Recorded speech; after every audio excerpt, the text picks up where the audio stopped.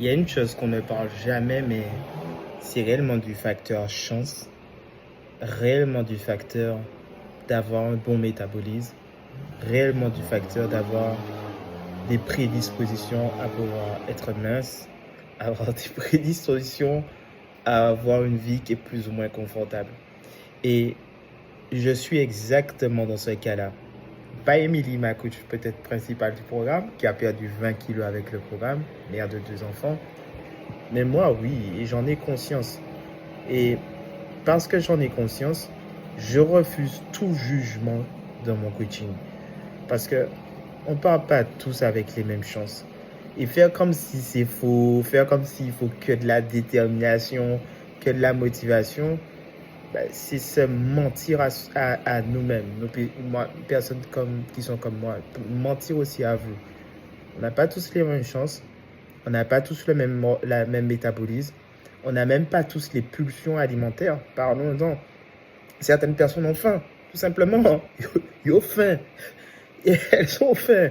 Certaines femmes ont plus faim que d'autres. Et donc, certaines fois, elles vont juste manger, mais pas parce que elles sont, elles se disent gourmandes, mais c'est que si tu as faim, faut compenser cette faim. Et souvent, les coachs, en fait, on n'a pas tout ça. Il faut arrêter de se mentir.